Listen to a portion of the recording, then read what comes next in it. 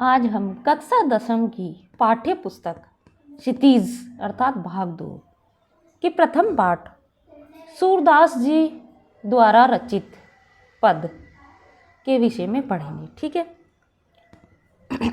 देखिए ये क्या है। प्रस्तुत पद जो है ये श्री कृष्ण भक्ति काव्यधारा के मूर्धन्य कवि सूरदास जी द्वारा रचित सूर सागर में उद्धव संदेश भाग के भ्रमर गीत नामक उपभाग से उद्धृत है।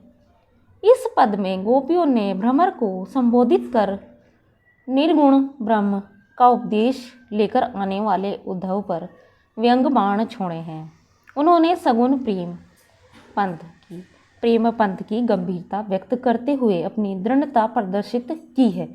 मतलब उद्धव इनके पास संदेश लेकर आते हैं, किसका? श्री कृष्ण का, क्योंकि श्री कृष्ण इनको छोड़कर चले गए हैं। किसको? गोपियों को छोड़कर चले गए हैं, जिनकी विरह में वे परेशान हैं, दुखी हैं। उन्हीं के लिए उद्धव संदेश लेकर आते हैं श्री कृष्ण द्वारा। तो सूरदास जी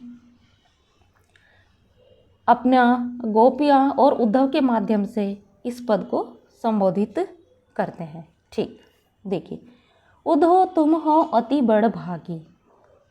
सूरदास जी कहते हैं, गोपियाँ उद्धव से कहती हैं कि हे उद्धव तुम हो अति अर्थात बहुत बड़भागी, बहुत भाग्यशाली हो। अपरस रहत स्नेह तगाते नाहीन मन अनुरागी। अपरस आप उनके पास रहते हैं, किसके? श्री कृष्ण के पास रहते हैं, लेकिन उन पर आपकी आसक्ति नहीं हुई है। आज भी आप अनासक्त हो। अपरस अर्थात अनासक्ति, एक तरीके से अछूते हो। स्नेह प्रेम तगाते नहीं लगा आपको, उनके साथ रहते हुए भी आपको श्री कृष्ण से मोह नहीं हुआ। नाहीन मन अनुरागी मतलब अनुराग नहीं हुआ। नहीं मन में अनुराग अर्थात प्रेम उत्पन्न नहीं हुआ आपके। पुरनी पात रहत जल भीतर। यहाँ पर सूरदास जी ने कुछ उदाहरणों के माध्यम से गोपियों के द्वारा उद्धव को कुछ उदाहरण दिए हैं कि जिस तरह से पुरनी पात रहत जल भीतर। पुरनी कमल की पत्तियाँ, पात पत्तियाँ, पुरनी कमल की पात पत्तियाँ, रहत जल भीतर, रहती है जल के भीतर। तारस देह न दागी, लेकिन देह उनके शरीर को जल छू भी नहीं पाता है। वे उसके ऊपर ही रहती हैं, जल में डूबती नहीं है, जल के ऊपर ही रहती हैं। जो दूसरा उदाहरण देखिए, जो जल महा तेल की गागरी, बूंद ने ताको लागी। जिस प्रकार से जल में रहते हुए भी तेल की गागरी अर्थात तेल की मटकी, जल में तेल की मटकी रहती है, गागरी अर्थात मटकी, बूंद ने ताको लागी, उसको एक भी पानी की बूंद नहीं लगती है, पानी की बूंद स्पर्श नहीं कर पाती है। प्रीति नदी में पाँव ने बोरियो, दृष्टि न रूप परागी। सूरदास जी कहते हैं, गोपिया उद्धव से कहती हैं कि प्रीति नदी में पाँव ने बोरियो, आपने प्रेम की नदी में पैर नहीं डुबोया है।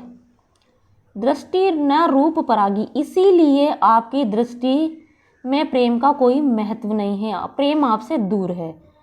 सूरदास अबला हम भोरी, गुर चाटी जो पागी।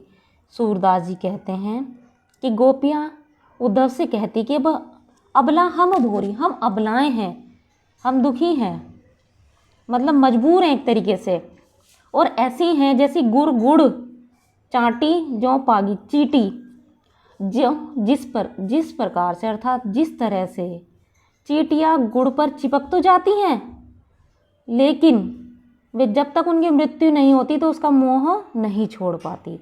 अब इसका एक बार सार समझ लीजिए।